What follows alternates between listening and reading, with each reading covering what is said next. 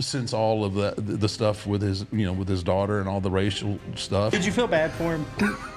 No. Just when everyone thought the feud between The Undertaker and Hulk Hogan was long dead, a new, heated piece of footage has surfaced online. The clip shows the two WWE legends in a tense moment before Hogan's death. Apparently, the heat was all about a chaotic moment from 1991, and I've got the full details. Let's break it down. The explosive incident that started it all. Picture this, November 27th, 1991, at the Survivor Series pay-per-view. The wrestling world was buzzing as The Undertaker, just 1 year into his career, challenged the legendary Hulk Hogan for the WWF Championship. This wasn't just any match, this was billed as the gravest challenge. The Undertaker, at merely 26 years old, was about to make history by becoming the youngest WWF champion ever at that time. But what happened next would create a wound that never truly healed, a betrayal so profound that it would poison the relationship between these two icons for decades to come. The match itself was spectacular. For 13 grueling minutes, these titans clashed. The climax came when Ric Flair slid a steel chair into the ring. The Undertaker executed his devastating tombstone piledriver onto the chair, securing victory and the championship in what seemed like a triumphant moment. But as The Undertaker's knees hit the mat, something happened that would haunt him for years. Hulk Hogan whispered words that would shatter a young wrestler's confidence. "Oh, you got me, brother, my neck and my back." The Undertaker describes the psychological devastation that followed. I am much like, how, I'm like, you have all these, like, I was 24, 25 years old, and, I just crushed Hulk Hogan, right? That's what's going through my head. Like, they gave me this opportunity. Can you imagine the horror? Here was a young wrestler who believed he had just seriously injured the biggest star in the business, the Golden Goose. The weight of that responsibility was crushing. But this was no accident. This was a carefully orchestrated setup. The warning signs were there from the beginning. So I remember getting there about noon, and Hogan was already there. And I'm walking down the hall. Red flag number one. Red flag number one, right? So he goes, "Hey kid, can I talk to you?" Right? So we go into one of the locker rooms, into the shower, right? That's where all the business was always done. Hulk Hogan, who typically arrived at arenas around 4 or 5 in the afternoon, was there at noon hours earlier than usual. This wasn't a coincidence. This was preparation. In the shower area, Hogan delivered his performance. So he's telling me, he goes, "Hey, I got this neck injury." He says, "I'm really nervous about taking your finish." And I was like, "Hulk, believe me." I said, "I will protect you. I pride myself on not hurting people. And I promise you, I will have you so tight that there's no way possible that you're going to hurt your neck." Throughout the day, Hogan continued his psychological warfare. Every point during the day, I'd pass him in the hall or whatnot, I'd get the, remember about my neck, right? So that's all I got all day was my neck. By match time, The Undertaker was hyper-focused on protecting Hogan. He executed the tombstone with perfect precision. I pick him up, and when I tell you I had the brother secure, he was secure. Boom. I give him the tombstone. The moment The Undertaker's knees touched the mat, Hogan began his act. As soon as my knees hit, I hear, "Oh. You got me, brother." My neck and my back. I'm like, The backstage theater continued. Hogan was rushed away, and The Undertaker witnessed what he believed were genuine medical examinations. so here, me and kayfabe, right? So I go behind a wall with Shane. Me and Shane are behind the wall, and I'm having to, listen to, can you feel this? Can you do that? And then I hear, "Somebody get my wife and kids on the phone." The psychological trauma was immense. This young wrestler believed he had potentially paralyzed one of wrestling's biggest stars. 6 days later, The Undertaker was forced to drop the championship back to Hogan at this Tuesday in Texas. The tragedy deepened because The Undertaker couldn't immediately review the footage. And and we didn't have access back then to watch things back right away like we do now. So I didn't see it until Tuesday in Texas. When he finally saw the footage, the truth was devastating. And you watch it back, you can tell his head never touched. And so now I'm in this precarious situation. I'm still a greenhorn, right? I mean, and now I've got to confront, the face of wrestling, the biggest draw, ever. And The confrontation in San Antonio was equally unsatisfying. I finally got to San Antonio, and I was like, Terry, I watched it back. Your head never hit. He was like, well, brother, what it was you had me so tight that when we came down, I had nowhere to move. Hogan's weak excuse was the final insult, completing The Undertaker's education. At that point, then I was like, okay. Then I knew, I was like, okay. I kind of realized, okay, I know what you're all about.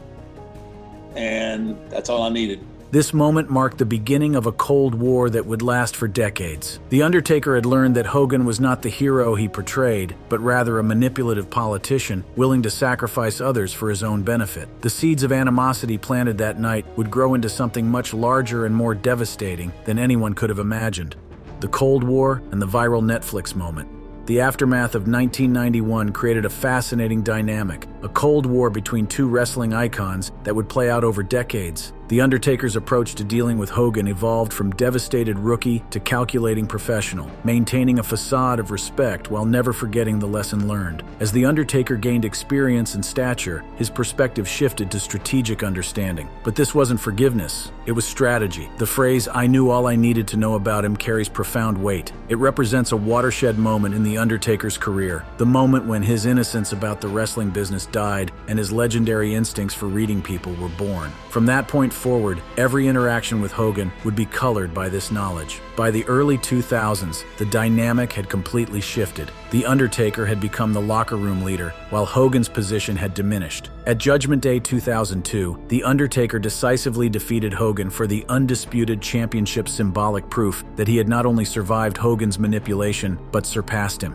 The Undertaker even admits to finding satisfaction in Hogan's later struggles. This moment of schadenfreude reveals the human side of The Undertaker, the part of him that never forgot the humiliation and betrayal of 1991. When Hogan's own physical limitations became apparent, unable to perform what should have been a simple motorcycle entrance, The Undertaker couldn't help but find satisfaction in the role reversal. The revelation about Hogan's character becomes even more significant when we consider his role in bringing The Undertaker to WWE in the first place. In a twist of irony that seems almost too perfect to be true, Hogan himself was responsible for introducing Mark Calloway to Vince McMahon. As Hogan recounted in an interview, the irony is staggering. Hogan not only discovered The Undertaker and brought him to WWE, but he was literally present when Vince McMahon came up with the character name that would become legendary. Yet within a year of this career-making introduction, Hogan would betray the young wrestler's trust in the most calculated and devastating way possible. This betrayal becomes even more significant when we consider what The Undertaker would become. The character that Hogan helped create would go on to eclipse his own legacy in many ways, becoming the moral center of WWE, the wrestler that others looked up to and respected. The man Hogan tried to manipulate and control would become everything that Hogan pretended to be, but never was. The contrast between Hogan's public persona and his private behavior became even more stark when compared to The Undertaker's reputation. While Hogan portrayed himself as a role model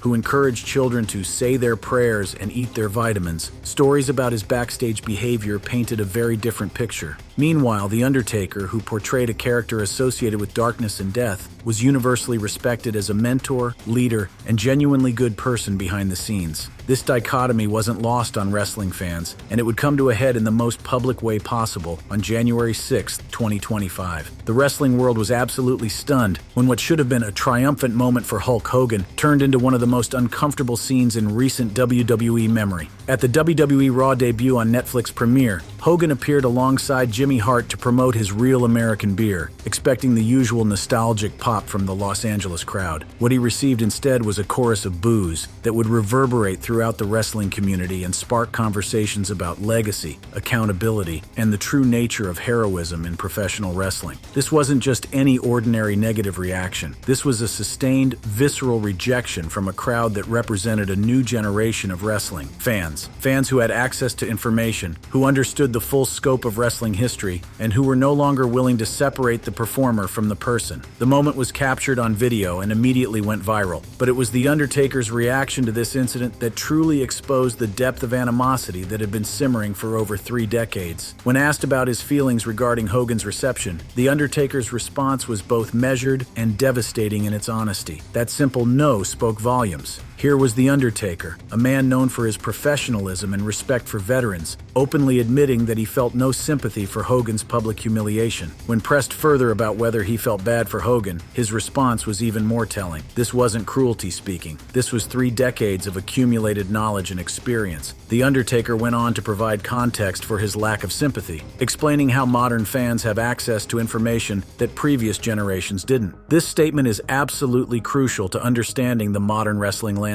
The Undertaker is acknowledging that fans now have unprecedented access to information about their heroes, and that this access has fundamentally changed how they view wrestlers like Hogan. The carefully constructed image of the all-American hero saying his prayers and eating his vitamins has been replaced by a more complex and often troubling picture of who Hulk Hogan really was behind the scenes. The Undertaker continued his analysis, pointing to specific reasons why modern fans have turned against Hogan. The Undertaker's most insightful observation concerned how modern fans connect with backstage reality. Yet despite everything, The Undertaker demonstrated remarkable perspective. The Undertaker also offered honest assessment of their different strengths. This nuanced perspective, separating professional accomplishments from personal behavior, demonstrates why the Undertaker remained respected while Hogan's reputation suffered. It's the difference between a politician and a statesman, between protecting self-interest and considering the bigger picture. Hulk Hogan's death and the complex legacy left behind. The wrestling world was shaken on July 24, 2025, when Hulk Hogan passed away at age 71 at his home in Clearwater, Florida. The cause was cardiac arrest, with emergency services responding at 9:51 a.m. before transporting him to Morton Plant Hospital, where he was pronounced dead at 11:17 a.m. The timing was particularly poignant, coming just months after his final public appearance at the Netflix Raw debut, where he'd been booed. That appearance would prove to be his last wrestling-related event. In his final months, Hogan had faced significant health challenges, including major spinal surgery in May 2025. His wife had denied rumors of serious decline, but his extensive medical history, approximately 25 surgeries in his final decade, painted a picture of a body ravaged by wrestling. WWE issued an official statement expressing sadness at his passing. WWE is saddened to learn WWE Hall of Famer Hulk Hogan has passed away. One of pop culture's most recognizable figures, Hogan helped WWE achieve global recognition in the 1980s. The tributes revealed his complex legacy. Fellow legend Ric Flair expressed shock and gratitude, recalling Hogan's financial help during a family crisis. "Our friendship has meant the world to me." High-ranking politicians like Vice President J.D. Vance and Defense Secretary Pete Hegseth also paid tribute, highlighting his broad cultural influence. Hogan's wrestling legacy is undeniable. He headlined 8 of the first 9 WrestleMania events and served as WWE's face during its crucial expansion period. His match with Andre the Giant holds the American television record with 33 million viewers. He was a 5-time WWF champion with a 474-day reign and 6-time WCW World Heavyweight Champion. Dave Meltzer captured his significance. "You can't possibly overrate his significance in the history of the business, and he sold more tickets to wrestling shows than any man who ever lived." IMDb ranked him as the biggest draw in professional wrestling history. Beyond wrestling, he appeared on Sports Illustrated, TV Guide, and People magazine covers, co-hosted Saturday Night Live, and had a CBS cartoon. He was the most requested celebrity for Make-A-Wish Foundation in the 1980s. Her decision to go no contact with both.